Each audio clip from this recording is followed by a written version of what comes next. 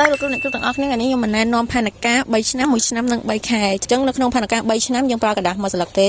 ហើយផែនការ1ឆ្នាំក៏យើងប្រើតែกระดาษរួមមួយស្លឹកទេដែលគិតចាប់ពីខែធ្នូរហូតទៅដល់ខែសីហាចុងឆ្នាំទី1របស់យើងនៅយើងពងបរៀនអញ្ចឹងចំពោះផែនការ3ខែយើងប្រើ3ស្លឹកមានន័យថាក្នុងមួយស្លឹកមាន3ខែនេះខែធ្នូខែមករាខែកុម្ភៈអានេះមានខែមីនាមេសាឧសភាចុងក្រោយខែមិថុនាខែកក្កដានិងខែសីហាអញ្ចឹងទាំងអស់ប្រើ5ស្លឹកអញ្ចឹងដំបូងនេះខ្ញុំបញ្យល់ពីផែនការ3ឆ្នាំអញ្ចឹងដើម្បីធ្វើផែនការ3ឆ្នាំនេះបានយើងត្រូវមានទិន្នន័យទាំងអស់នេះយើងហៅថាទិន្នន័យមូលដ្ឋានហើយទិន្នន័យមូលដ្ឋាននេះទទួលបានពីការប្រឡងតេស្តដើមឆ្នាំប៉ុន្តែកម្រិតថ្នាក់ទី1អត់បានប្រឡងតេស្តដើមឆ្នាំទេព្រោះត្រូវយកតេស្តចុងឆ្នាំពីថ្នាក់មត្តេយ្យមកអញ្ចឹងចំពោះតេស្តដើមឆ្នាំថ្នាក់ទី1ត្រូវឲ្យគាត់នឹងធ្លាក់ទាំងអស់អញ្ចឹងមានន័យថាបើសិស្សណាខ្ញុំនេះ50%ធ្លាក់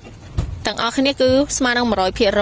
ចឹងសិស្សសរុប50នាក់ដែរធ្លាក់ 100% អញ្ចឹងចំពោះទិន្នន័យមូលដ្ឋានទាំងភាសាខ្មែរនិងគណិតវិទ្យាគឺត្រូវដាក់ដូចនឹងទាំងអស់ចំពោះថ្នាក់ទី1តែបើថ្នាក់ទី2ដល់ទី6ត្រូវកម្រិតផ្សេងទៀតបន្ទាប់មកយើងត្រូវកំណត់3ឆ្នាំតទៅមុខទៀតអញ្ចឹងអានេះជាទិន្នន័យមូលដ្ឋានហើយនៅចុងឆ្នាំ2026ចុងឆ្នាំ2027និងចុងឆ្នាំ2028ហ្នឹងត្រូវមានទិន្នន័យដូចម្ដេចដើម្បីដឹងថាគោលដៅចុងឆ្នាំទី1ហ្នឹងយើងត្រូវយកសិស្សជាប់ប្រមាណអ្នកហើយនិទេស ABC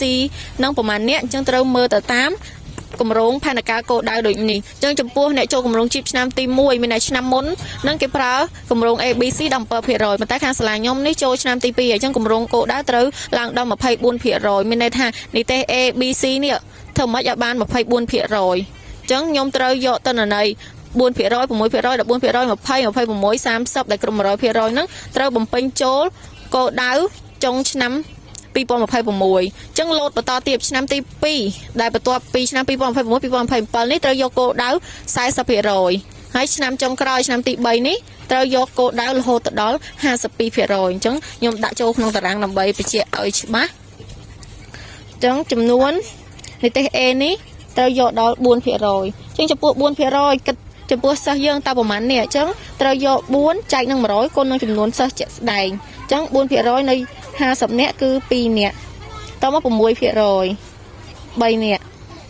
14% គឺ7នាក់តែពេលខ្លះចែកទៅមានក្បៀសមានអីហ្នឹងលោកគ្រូអ្នកគ្រូអាចបង្កត់ចុះឬក៏បង្កត់ឡើងដើម្បីឲ្យសមស្របនឹងចំនួនសិស្សជាក់ស្ដែងយើង50នាក់អញ្ចឹងខ្ញុំដោយសារសិស្ស50នាក់គាត់ខ្ញុំចែកទៅវាគាត់ទាំងអស់អត់អីទេតមក 26% គឺសិស្ស13នាក់ចុងក្រោយ 30% គឺសិស្ស15នាក់អញ្ចឹងបូកសរុបចូលគ្នាទាំងអស់គឺសិស្សខ្ញុំ50នាក់ដដែលទិន្នន័យសរុបគឺ 100% ហើយអាចត្រូវ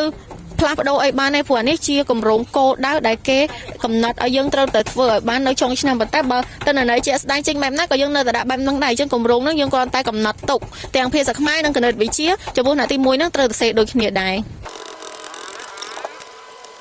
បំពេញគោលដៅឆ្នាំ2026ខ្ញុំហើយចាំពេលលទ្ធផលជាក់ស្ដែងនៅចុងឆ្នាំបែបណាចាំយើងបំពេញបេក្ខកម្មតាមក្រោយអញ្ចឹងយើងត្រូវមកកំណត់គោលដៅឆ្នាំ2027វិញម្ដងអញ្ចឹងយកគោលដៅ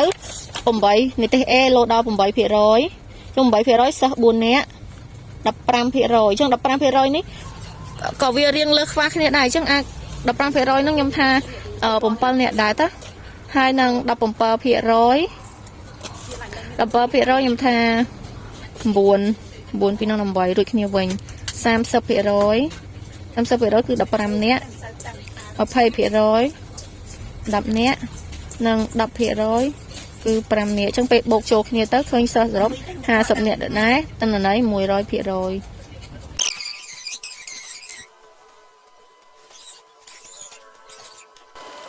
បន្តមកនៅផែនការចុងឆ្នាំទី3អញ្ចឹងចុងឆ្នាំទី3នេះយើងគម្រោងគោលដៅ 52% អញ្ចឹងគាត់ណាច្រឡំគោលដៅចូល 12% អញ្ចឹង 12% សិស្សខ្ញុំ6នាក់ 20% សិស្ស10នាក់តទៀតនិទេស C 20% ដែរក៏នៅសិស្ស10នាក់ដែរ 38% 19ហើយនឹង 10% សិស្ស5នាក់ហើយនិទេស F មានតែ 0% អត់មានអ្នកធ្លាក់សោះសរុបចុងឆ្នាំគឺ50នាក់ 100% ពេញដែរនេះតើភាសាខ្មែរដូចគ្នានឹងគណិតពេលដែលកំណត់ផែនការ3ឆ្នាំរួចហើយបន្តមកត្រូវកំណត់ផែនការ1ឆ្នាំសម្រាប់ឆ្នាំសិក្សា2026នេះអញ្ចឹងក្នុងការកំណត់ផែនការហ្នឹងអត់មានពិបាកទេទិន្នន័យមូលដ្ឋានចំពោះភាសាខ្មែរនិងគណិតវិទ្យានេះគឺគាត់យកទិន្នន័យមូលដ្ឋាននេះយកមកបំពេញដដែលហើយបន្តមកទិន្នន័យចុងឆ្នាំអញ្ចឹងនៅគោលដៅចុងឆ្នាំ2026នេះអញ្ចឹងយើងត្រូវទៅយកនេះ គោលដៅចូលឆ្នាំ2026ដាក់ដូចគ្នាដែរប៉ុន្តែក្នុងនេះអត់មានភាគរយទេក្នុងនេះមានតែចំនួនសិស្សអញ្ចឹងគាត់នៅចន្លងចំនួនសិស្សនេះដាក់ចូលទៅបានជាការស្រេចដូចនេះមានន័យថាដើមឆ្នាំយើងបែបនេះក្នុងមួយឆ្នាំតាមខែនីមួយៗបន្ទាប់មករហូតដល់គោលដៅចុងឆ្នាំយើងធ្វើម៉េចឲ្យកូនសិស្សហ្នឹងគាត់ជាប់បានប៉ុណ្ណេះអ្នកទេស A 2នាក់ទេស B 3នាក់ទេស C 7នាក់និទេស D 10នាក់និទេស E 13នាក់និទេស F 15នាក់អញ្ចឹងសរុប50នាក់ក្នុងមួយថ្នាក់នេះយើងធ្វើម៉េចឲ្យគោលដៅចុងឆ្នាំយើងបែបហ្នឹងប៉ុន្តែដើម្បីបានគោលដៅចុងឆ្នាំបែបហ្នឹងចឹងចំពោះខែនីមួយៗចឹងយើងដឹងឲ្យខែសីហាខ្ញុំឲ្យគិតចាប់ពីខែសីហាមុនចុះណាខែសីហានេះលទ្ធផលចុងក្រោយនៃគោលដៅចុងឆ្នាំយើងធ្វើម៉េចឲ្យសីហាហ្នឹងឲ្យដូចគ្នាជាមួយនឹងគោលដៅចុងឆ្នាំអញ្ចឹងគាត់តែច្រឡំពីគោលដៅចុងឆ្នាំដាក់ចូលខែសីហាមកពេលច្រឡំរួចរាល់ហើយយើងអាចទៅមើលខែនីមួយៗបានចឹងចាប់ផ្ដើមពីខែធ្នូអញ្ចឹងក្នុងរយៈពេលដែលរៀនខែធ្នូហ្នឹងកូនសិស្សគាត់អត់ទាន់បានឡើងនិទេសអីទេអញ្ចឹងលទ្ធផលគឺរក្សាដូចទិន្នន័យដើមដែរចាខាងសសនេះជាទិន្នន័យជាក់ស្ដែងដែលគាត់បានប្រឡងចេញលទ្ធផលទៅចាំយើងបំពេញ3កំហំប៉ុន្តែនេះយើងត្រូវបំពេញគោលដៅឲ្យរួចរាល់ក្នុងរយៈពេល1ឆ្នាំហ្នឹងអញ្ចឹងទិន្នន័យបន្ទាប់មកគឺខែមករាហ្នឹងក៏យើងអត់អាចឡើងនិទេសខ្ពស់បាន ABC ខ្ពស់បានភ្លាមដែរអញ្ចឹងអាច A ក៏កូនសិស្សគាត់អត់ទាន់យកបាន B ក៏អត់ទាន់យកបាន C ក៏អត់ទាន់យកបាន D គាត់យកបាន5នាក់អាហ្នឹងយើងគិតរៀបចំខ្លួនឯងទេធ្វើម៉េចឲ្យបូកសរុបក្នុងមួយជួរហ្នឹងឲ្យបាន50នាក់អញ្ចឹងខ្ញុំដាក់ឡើង5នាក់ដែរអញ្ចឹងនេះ5 10អញ្ចឹងនិទេស S សល់តែ40នាក់ទេតែសរុបសិស្សទាំងអស់យើង50នាក់ដែរចឹងចំពោះខែមករាខ្ញុំកំណត់បែបនេះតែលោកគ្រូចង់កំណត់អីម៉ូតអីផ្សេងក៏បានដែរអាចថានិទេស C នេះ1នាក់និទេស D នេះ2នាក់និទេស E 5នាក់ចឹងធ្វើម៉េចឲ្យបូកសរុបចូលគ្នាទាំងនិទេស S នេះទៀតឲ្យស្មើនឹងសិស្សសរុបរបស់យើង50នាក់តោះមកខែកុម្ភៈក៏ដូចគ្នាដែរចឹងខ្ញុំអាចចាប់ផ្ដើមឡើងនិទេសបន្តិចៗហើយចឹង A អត់ទាន់មានទេអាចថាឡើងនិទេស C ហ្នឹង2នាក់ព្រោះវារត់ឡើងតគ្នាអាចឡើង7នាក់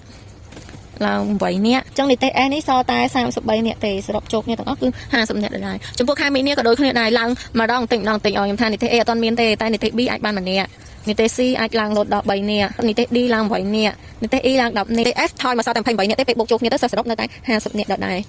រតោះមកខែមេសាឧសភាពួកខែមេសាឧសភានេះខ្ញុំប្រឡងចូលគ្នាតែដាក់បាច់ផ្សេងគ្នាក៏បានដែរត្រូវដូចគ្នាអញ្ចឹងអាចចាប់ដើមឡើងនិទេសខ្ញុំថានិទេស A អត់ទាន់មានទេតែនិទេស B អាចឡើង2នាក់និទេស C នឹងឡើង5នាក់និទេស D នឹង9នាក់និទេស E 11នាក់និទេស F 23នាក់អញ្ចឹងបូកសរុបចូលគ្នាឃើញ50នាក់ដល់សរសៃលើការកំណត់របស់យើងឯងចំពោះខែមិថុនាអញ្ចឹងខែមិថុនានឹងអាចចាប់ដើមឡើងនិទេសបានហើយអញ្ចឹងថា A មាន1នាក់ B នៅដែរ C ឡើង6នាក់ D ថានៅដែរចុះនិទេស E អាចឡើង12នាក់អញ្ចឹងនិទេស F ថយតែ20សល់តែ20នាក់ទេអញ្ចឹងសរុប50នាក់តោះមកខែកក្កដាអាចឡើងជិតដល់គោលដៅអញ្ចឹងឲ្យ2នាក់នេះឡើងឲ្យដូចគ្នាក៏បានដែរ3នាក់7នាក់10នាក់13នាក់យើងឡើងខិតទៅរកគោលដៅយើងអញ្ចឹងសល់និទេស S តែ15នាក់ទេសរុបចុងក្រោយ50នាក់អញ្ចឹងក្នុងការកំណត់និទេសភាសាខ្មែរនេះក្នុងរយៈពេល1ឆ្នាំតាមខែនីមួយៗនេះរួចរាល់ហើយអញ្ចឹងចំពោះគណិតវិទ្យាដោយសារតែដើមឆ្នាំយើងដូចគ្នាគោលដៅចុងឆ្នាំយើងដូចគ្នាអញ្ចឹងអាចច្រឡំយកពីខាងភាសាខ្មែរដាក់ចូលគណិតវិទ្យាវិញភ្លាមៗអត់បាក់គិតច្រើនអូខេចំពោះផែនការមួយឆ្នាំនេះរួចរាល់អស់ហើយចូលទៅដល់ផែនការ3ខែចំពោះផែនការ3ខែនេះស្រួលលេខ copy paste ខ្ញុំនិយាយថា copy paste ដោយសារកន្លែងនេះខែធ្នូខែមករាខែកុម្ភៈអញ្ចឹងក្នុងរយៈពេល1ឆ្នាំហ្នឹងយើងបានកំណត់ទុករួចហើយធ្នូមករាកុម្ភៈនេះយើងកំណត់ហើយអញ្ចឹងចាំតែលទ្ធផលយកស្ដាយយើងពេញយកអញ្ចឹងគាត់តែ copy នៃខែធ្នូនេះយកមកដាក់ចូលចំនួនខែធ្នូខែមករាយើងយកមកដាក់ចូលខែមករាខែកុម្ភៈយើងចូលមកដាក់ចូលខែកុម្ភៈខាងនេះចំពោះភាសាខ្មែរយើងដាក់ចូលមកខាងនេះដល់ពេលខាងនេះគណិតវិទ្យាយើងគាត់យកទិន្នន័យខាងក្រោម3នេះយកមកដាក់ចូលខាងគណិតវិទ្យាហើយកន្លែងនេះទិន្នន័យមូលដ្ឋានហ្នឹងក៏ដាក់ដែរទាំងអស់ដែរទិន្នន័យដើមយើងស្រួលតែនេះ3ខែហ្នឹងនេះខ្ញុំពេញទិន្នន័យគណិតវិទ្យាម្ដងអញ្ចឹងចំនួនចំពោះខែធ្នូនេះមើលខាងក្រោមនេះហើយយកបំពេញចំពោះខែធ្នូយើងនេះដែរពួក3ខែដំបូងនេះរួចរាល់ហើយអញ្ចឹងចំពោះ3ខែបន្តមកទៀតក៏អត់ពិបាកដែរនេះខែមីនាមេសាឧសភាគាត់ឲ្យយកទិន្នន័យមីនាមេសាឧសភានេះយកមកបំពេញចូលខាងលើនេះសម្រាប់ខាងនេះភាសាខ្មែរខាងក្រោមនេះសម្រាប់គណិតវិទ្យាយកមកដាក់ខាងគណិតវិទ្យាខាងស្ដាំនេះមកនឹងចុងក្រោយចំពោះផែនការ3ខែចុងក្រោយទៀតខែមិថុនាកក្កដាសីហាក៏ច្រឡំចេញពីខាងលើនេះយកមកបំពេញដែរអញ្ចឹងចាំតែលទ្ធផលជាក់ស្ដែងដាក់ចូលចំពោះភាគរយចុងឆ្នាំសិក្សាហ្នឹងក៏យើងរក្សាភាគរយដែរយើងច្រឡំដែរទេភាគរយចុងឆ្នាំសម្រាប់ខ្ញុំនេះគឺ4% 6% 20% 20% 26%ហើយនឹង30%បូកចូលគ្នាបានឃើញ 100% ចឹងកន្លែងនេះក៏យើងពេញដែរកន្លែងនេះក៏យើងពេញដែរចំពោះគណិតវិទ្យាហើយទាំង3ខែគឺដែរទាំងអស់3ខែតគ្នាហ្នឹងដែរទាំងអស់ហើយខ្ញុំសូមបកមកបំពេញក៏ប៉ុន្តែផែនការនេះធ្វើតាំងពេលយើងចាប់ផ្ដើមប្រឡងតេស្តចប់គឺយើងត្រូវមានផែនការហ្នឹងហើយស្រេចតែដល់សាលាខ្ញុំហ្នឹងទៅរៀបចំធ្វើដោយសារតែយល់អញ្ចឹងក្នុងចំពោះខែធ្នូគឺខាងខ្ញុំហ្នឹងបានប្រឡងបានទិន្នន័យហើយអញ្ចឹងខ្ញុំអាចពេញទិន្នន័យនិទេសសិស្សអញ្ចឹងនិទេស A នៅថ្នាក់ខ្ញុំហ្នឹងខែមុនហ្នឹង0មកទៀតបាននិទេស B 5នាក់និទេស C 7នាក់និទេស D 5នាក់ដែរហើយនិទេស E 11នាក់និទេស E តែ22នាក់ទេអញ្ចឹងលទ្ធផលសរុប50នាក់ដែរហើយខែមករាក៏បានប្រឡងហើយដែរអញ្ចឹងលទ្ធផលអញ្ចឹងអាចពេញចូលបាន0 7 8 5 12 18អញ្ចឹងខែនីមួយៗសិតតែកូនសិស្សគាត់រៀនគ្រាន់ទៅអញ្ចឹងថយជាងមុនអញ្ចឹងយើងពេញចំពោះ3ខែហើយក៏ត្រូវបំពេញចំពោះផែនការមួយឆ្នាំនេះដែរទាំងភាសាខ្មែរទាំងគណិតវិទ្យានោះបែងចែកផ្សេងគ្នានេះទេហ្នឹង